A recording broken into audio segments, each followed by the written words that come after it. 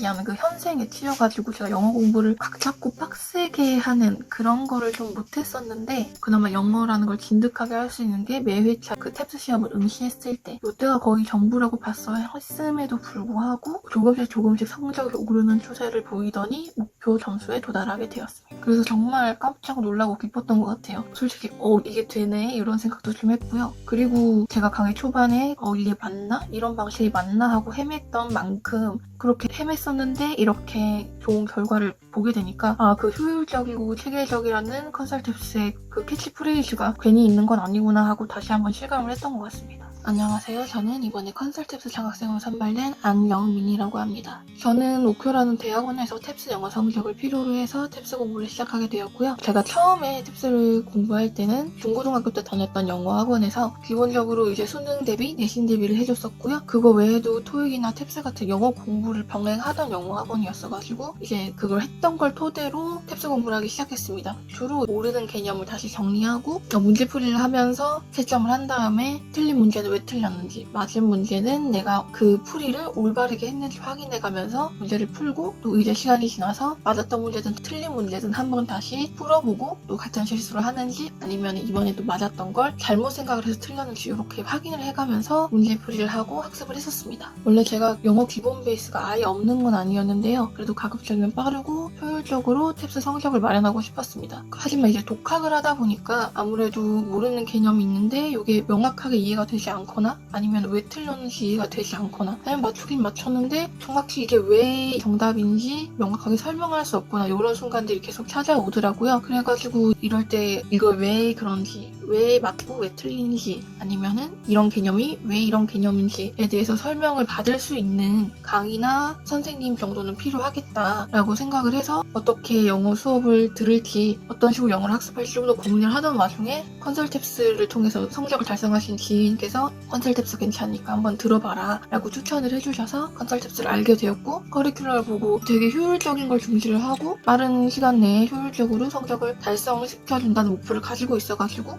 괜찮겠다 싶어가지고 하게 되었습니다. 저는 컨설팁스를 수강하고 나서 가장 달라진 점은 독해 파트를 공부할 때 그 공부하는 방식이 굉장히 많이 달라졌는데요. 기존 학교나 학원에서 문제풀이를 하고 그런 개념들을 배울 때는 수능식 문제풀이라고 얘기를 하겠습니다. 이런 수능식 문제풀이에 있어서는 거의 10몇 년 동안 그렇게 수능식 문제풀이를 해왔고, 그렇기 때문에 탭스를 공부할 때도 수능식으로 기존에 배웠던 방식대로 풀고 공부하고 이해를 했었습니다. 물론 이런 수능식 방식 동안 완전 숙달이 되고 나면 문제를 정확하고 빠르게 풀 수 있겠지만, 아무래도 수능식 문제풀이 같은 경우는 굉장히 많은 시간 동안 많은 양의 공부를 통해서 숙달을 해야 되기 때문에 숙달까지 걸리는 시간이 조금 긴 편이라고 저는 느꼈는데요. 그런데 이제 컨설팁스의 327점 커리큘럼 기준 강의 초반에 독해를 위한 문법 강의에서는 기존에 저희가 알던 수능식 문제풀이가 아니라 컨설팁스식 접근 방법, 접근 사고를 알려줍니다. 이런 컨설팁스식 사고는 처음에 접했을 때 저희가 기존에 하던 방식이 아니기 때문에 굉장히 어색하고 체화하기도 어렵고 실전 문제풀이에 들어갔을 때 적용하기도 처음에는 굉장히 어려웠거든요. 그렇지만 확실히 수능식 문제풀이를 숙달된 상태로 했을 때에 비해서 컨설팁스식 문제풀이 사고는 확실히 더 빠른 시간 내에 체화할 수 있었고, 그리고 실제 문제풀이에서도 모든 문장을 완벽하게 해석할 수는 없겠지만 문제를 풀이하는 데 있어서 무리 없게 빠르고 효율적으로 푸는데 확실히 좋은 방법으로서 적용할 수 있어서 효율적인 성적 상승에 많이 도움이 되었습니다. 여기에 이제 컨설팁스 커리큘럼에서 제시한 예문 위주의 빈줄 단어 학습이랑 문제를 선별해서 풀이하는 스킬 같은 것들이 시너지를 일으켜서 더 큰 효과를 나타냈던 것 같습니다. 그리고 컨설팁스 유튜브에서도 볼 수 있는 선별적 문제풀이나 문제풀이 순서에 대해서도 매 시험 응시를 하면서 체화를 하려고 굉장히 노력을 했었습니다. 우선 기본적으로 컨설팁스에서 제시하던 문제풀이 순서를 따르고요. 문제를 풀면서 이제 과감히 못 풀 것 같은 문제나 시간이 좀 오래 걸릴 것 같은 문제를 제쳐두고 최대한 풀 수 있는 문제 개수를 늘리고자 노력을 많이 했고요. 아마 저처럼 기존의 수능식 문제풀이로만 영어 풀이를 해왔던 사람들은 처음에 컨설팁스 강의 강의에서 풀이하는 그 독해 방식을 봤을 때 굉장히 혼란스럽고 체화하기도 어렵고 이해하기도 어려우실 거라고 생각이 되는데요. 저도 이제 다른 커리큘럼의 부분에 대해서는 기존에 했던 방식들도 있기도 했고 이해가 되는 방식들이 좀 많았는데 그 컨설탭스식 문제풀이 방식에 대해서는 굉장히 문제풀이를 하면서 그 강의에서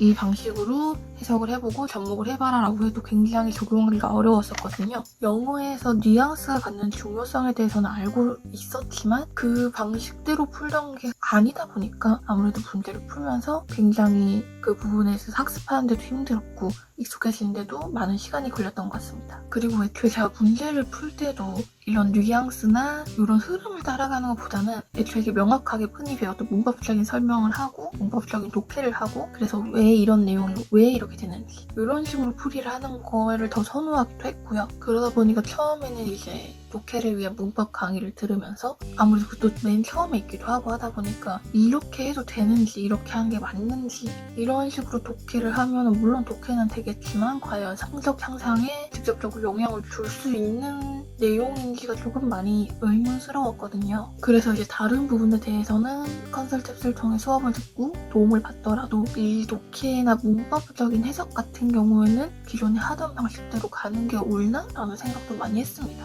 그러던 중에 제 주변에 제 추천을 통해서 또 컨설탭스를 같이 듣게 된 친구가 하나 있었는데요. 그 친구도 독해를 위한 문법 파트에서 저랑 비슷한 고민 그리고 똑같은 고민들도 하고 있다는 걸 알게 됐고요. 그런데 이제 그 친구 같은 경우에는 그래도 일단 커리큘럼 상에 있으니까 따라가 보려고 한다라고 얘기를 했고 그때 이제 리뷰들도 한번 제가 쓱 훑어봤는데 그래도 그 컨설탭스 커리큘럼을 일단 믿고 따라가라라는 얘기가 많아서 그래 요렇게 하는 데는 이유가 있겠거니 해서 그때 그래 일단 따라가보자 하고 다짐을 하고 컨설탭스 방식을 적용하기 위해서 그때부터 좀 부단히 노력을 했고요. 그러면서 이제 매 회차 시험을 응시할 때도 그렇고 굳이 영어 공부가 아니더라도 영어로 된 문장들을 읽거나 논문 같은 걸 읽거나 할 때도 우선은 컨설탭스에서 제시했던 방법대로 독해를 하고 내용을 이해하려고 하면서 이제 최대한 체화하려고 노력을 했었습니다. 그리고 이제 결과적으로는 앞서 얘기한 예문 위주의 단어 학습, 그리고 선별적 문제풀이, 그다음에 문제풀이 순서와 이 컨설탭스식 사고가 시너지를 일으켜서 수능식 문제풀이로 학습을 했을 때보다 더 빠른 시간 내에 더 효율적으로 목표 점수를 달성할 수 있었던 것 같습니다.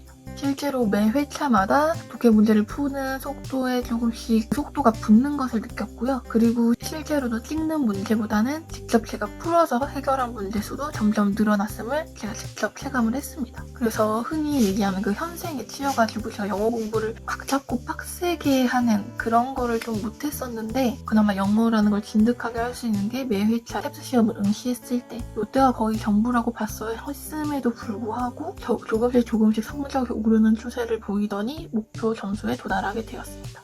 청해 같은 경우에는 사실 컨설탭스나 탭스랑 별개로 아예 기본 베이스가 없었던 게 아니거든요. 그 탭스의 4가지 파트 중에서도 청해 부분은 가장 덜 녹슬었던 파트이기도 해서 저는 사실 청해보다는 독해 파트에 집중을 좀 많이 해서 공부를 했고요. 그리고 커리큘럼 상에도 중후반부에 청해 파트가 있지만 제가 사실 초반부 커리큘럼 외에는 전부 다 이수할 시간이 따로 없었기 때문에 커리큘럼대로 따라가기보다는 영어 음원을 잘 들릴 때까지 계속 돌려듣고 배속으로도 돌려듣고 이런 식으로 공부를 또 했고 그렇게 음원을 들으면서 계속 귀를 뚫는다고 얘기를 하죠. 그렇게 귀를 뚫다가 조금 모르는 단어가 나오거나 이럴 때 검색을 해서 찾아보고 이런 식으로 부수적인 공부를 했습니다. 근데 컨설탭스를 들으면서도 달라진 방식이 하나 있다고 한다면 컨설탭스에서는 매 회차 시험이 끝나면 가채점을 할 수 있도록 자체 답안을 올려주는데요. 이 답안지를 보고 가채점을 해보고 정답을 맞춘 게 있다면 제가 정답을 찾아간 방식이랑 실제 답안지랑 맞는지 확인을 한번 해보고 틀린 게 있다면 왜 틀렸는지도 확인을 했고요. 이거랑 별개로 만약에 아까 얘기했던 시험 중에서 모르던 표현 같은 게 나온다면 그런 표현이 가채점 답안지에도 쓰여 있는 경우가 있어서 이런 표현은 이런 쪽으로 쓰이는구나 하고 기억을 하려고 했었고요. 또 생소했던 표현은 그렇게 기억을 하려고 체크만 해둔 게 아니라 청해 영역에서 나온 표현이다 보니까 네이버 어학사전 이런 데 검색을 해서 어떻게 발음되는지 여는 발음 이런 게 어떻게 되는지 확인을 한번 하면서 청해 공부를 했었습니다. 그리고 이제 그 가채점 답안지나 컨설탭스 문제집에서 청해로 나오는 지문을 받아쓰기 한 것을 보면 굉장히 간소하면서 키워드 위주로 핵심 내용 위주로 적혀 있거든요. 그래서 저도 매실 응시를 할 때 그렇게 받아쓰고 키워드 위주로 적을 수 있도록 노력을 많이 했습니다. 문법이나 어휘 같은 경우에는 커리큘럼에서 제시된 것 외에는 집중적으로 따로 공부하거나 한 건 없고요. 실제로도 제공받은 단어랑 수거로도 충분히 목표 점수를 달성할 수 있다고 생각합니다. 다만 이제 단순히 수거랑 단어를 달달 암기하는 것 말고요. 컨설팁스 커리큘럼에서도 나와 있듯이 예문을 위주로 학습을 하시는 걸 추천을 드립니다. 만약에 이제 문제를 풀거나 아니면 강의를 듣다가도 모르는 단어가 나왔을 때도 그냥 그걸 적어두고 그 단어 뜻만 외우는 게 아니라 예문을 보고 이런 용례로 쓰이는구나를 확인하고 암기를 하려고 했고요. 이렇게 예문 위주의 학습을 하고 나니까 확실히 실전 시험에서도 제가 기존에 알던 방식으로 쓰이지 않은 단어라도 그 뜻을 대충 유추를 하고 독해를 할 수 있었고요. 그리고 저는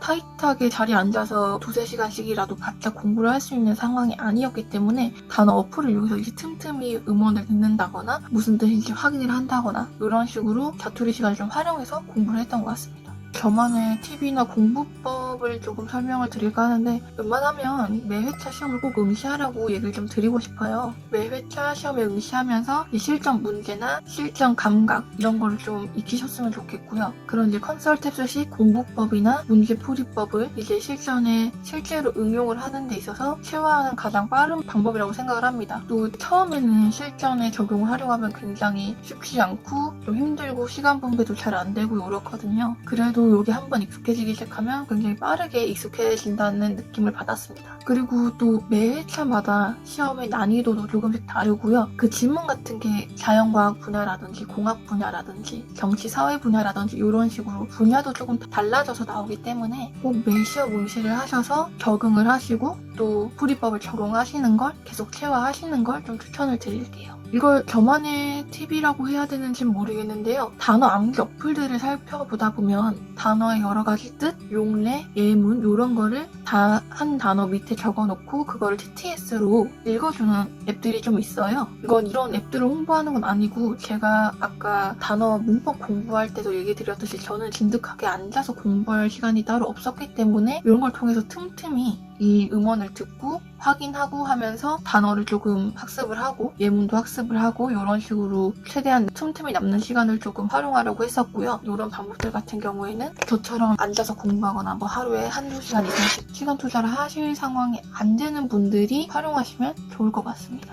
저는 솔직히 초반 커리큘럼을 제외하고는 계속 얘기 드리듯이 진득하게 앉아서 공부할 상황이 안 돼서 완강을 제대로 못한 상태에서 이미 수강을 하고 배운 내용들만 틈틈이 복습하고 돌려보면서 매 회차 시험에 응시만 하고 있는 그런 상황이었는데요.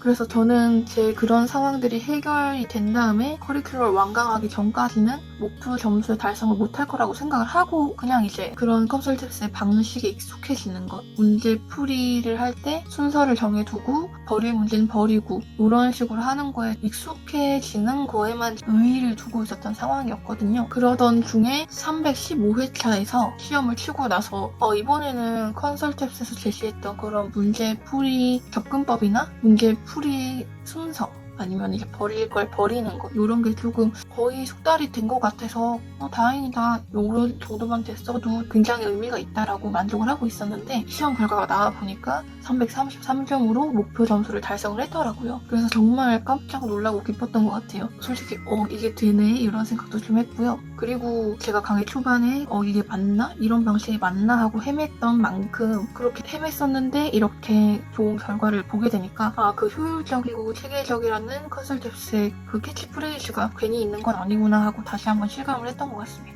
저도 사실 공부에 투자할 시간이 많이 없었고요. 그래서 사실 부끄럽게도 커리큘럼을 완강을 못하고 목표 점수를 달성한 학생인데요. 저는 제가 처한 상황에서 그렇게 앉아서 몇 시간 이상 투자를 못하는 상황에서 제가 할 수 있는 방법을 최대한 찾아서 그래도 영어 학습을 조금 이어나가려고 했었고요. 또 매 시험을 응시할 때나 그래도 좀 틈틈이 공부를 할 때도 컨설팅스에서 제시한 방식을 최대한 따라가려고 체화하려고 많이 노력을 했었습니다. 그리고 그 결과 목표를 이뤄낸 거죠. 아마 저보다도 더 시간이 없어서 공부 시간에 투자를 못하는 것 때문에 더욱더 고민을 하실 분들이 더 많을 것 같아요. 그렇지만 공부라는 게 무작정 시간을 많이 투자한다고 무조건 좋은 게 또 아니잖아요. 특히 저는 원래 공부는 양보다 질이고 무작정 시간을 투자한다고 하루 종일 붙들고 있는 것보다는 효율적인 공부를 해야 된다고 생각하는 사람이었거든요.